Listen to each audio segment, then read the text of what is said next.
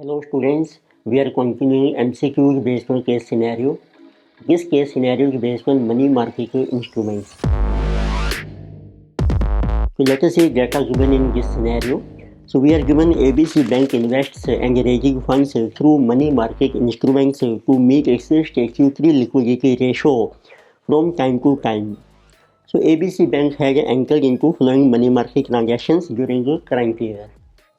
So number A is Treasury Bill P. The bank has invested in 91 days Treasury Bill of face value rupees 10 lakh at an yield of 6%.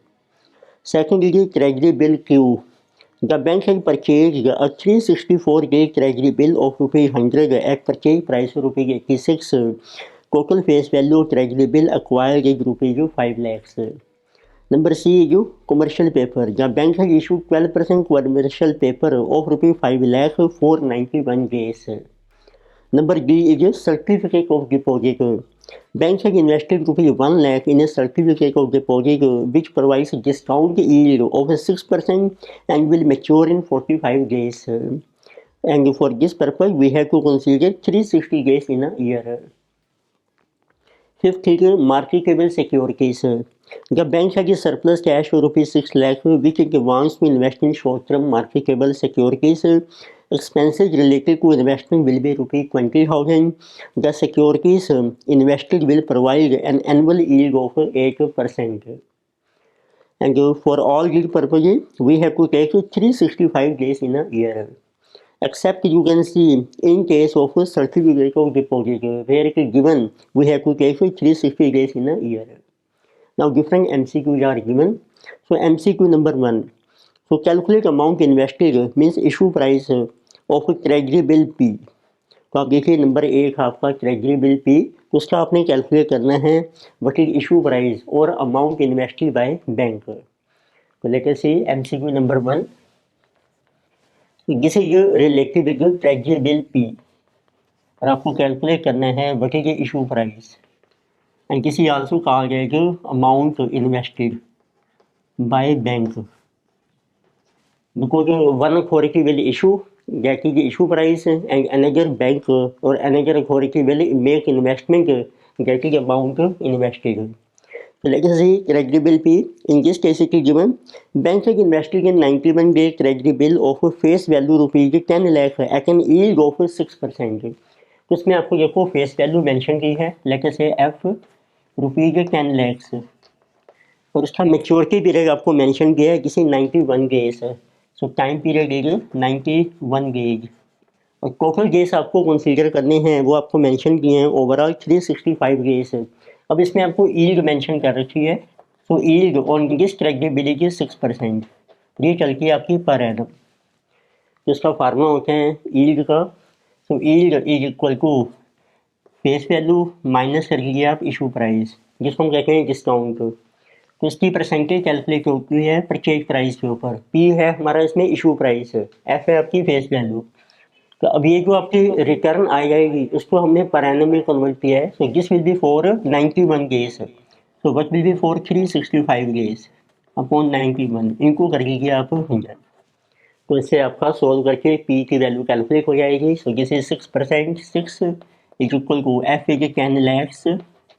आप per unit भी ले सकते हैं, for example 100 ले सकते हैं आप, but I have taken total issue face value.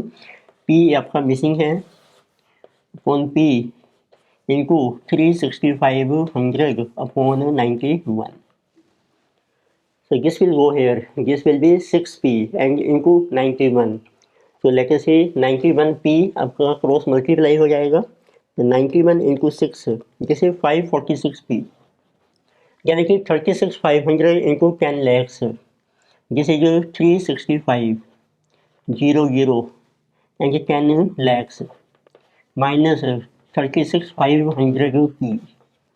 It means this is 3650 crores. And this 36,500p it will go on this side. It will become positive. So plus 36,500. So this is coming 37,046p is equal to 365 3650 crores. So now we can calculate value of P, which is the issue price and also called the amount invested by bank. So this is equal to 3650 crores, so divided by 37046.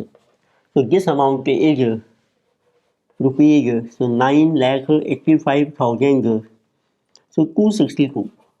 So this will be the amount invested by bank in treasury bill P. So let us see which option is correct in this case. So answer is our, so option number B. So option B is correct. So next we have MCQ number second. In this case they are asking calculate the effective yield to the bank for investment in treasury bill Q. तो आपको second दिया था एक treasury bill Q, उसमें आपको calculate करनी है effective yield आपको कितनी मिल रही है. सो इट इज गिवन बैंक है परचेज 364 के ट्रेजरी बिल क्यू, उसमें आपको देखो मेंशन किया है treasury bill Q and this is for 364 days and this is purchase at ₹86, face value is 100. So you can write face value is 100, purchase price is 86 and total face value होगा treasury bill amount is ₹5 lakhs. उसमें आपको calculate करनी है how much is effective yield. So effective yield formula is how much is discount on this treasury bill upon purchase price और amount invested which is P times 100. फिर इसकी आप calculation कीजिए percentage में पर एनम 365 आपको total time है per annum divided by maturity period, जिसको normally हम M से शो करते हैं.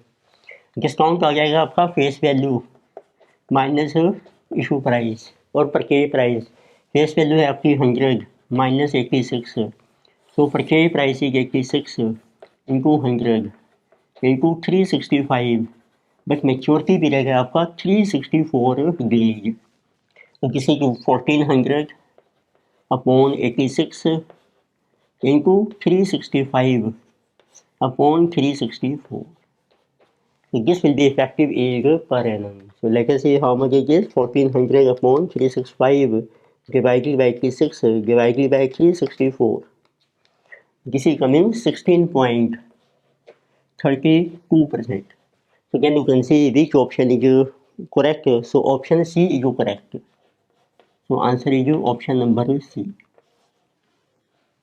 Next we have MCQ number 3. Now here they are asking calculate amount realized by the bank from issue of commercial paper. तो आपको जो mention किया था नंबर सी में, बैंक ने इशू किया है 12% commercial paper of ₹5 lakh for 91 days. तो आपको सिर्फ इशू प्राइस कैलकुलेट करना है कितना अमाउंट बैंक को रिसीव हो रहा है. तो let us see face value is given किसी 12% commercial paper, face value given ₹5 lakh and maturity period let us say M, or you can write time period T. This is for 91 days. तो first you can calculate what will be discount. तो कितने discount पर आपने issue किया है. Discount will be on 5 lakh equal to 12% and for 91 days. तो this is our discount. So it is 60,000 into 91 divided by 365. So this is coming 14, so 959. It will be our issue price be realized by bank, जिसको normally हम P से denote करते हैं. Formula है face value minus discount. Discount हम normally D से denote कर सकते हैं. फेस वैल्यू है आपकी 5 lakh minus discount is 14,959. So this will be our issue price. So this is coming 485,041. Then you can see which option is correct. So option A is correct. So next we have MCQ number 4. In this case we have to calculate effective annual return on certificate of deposit.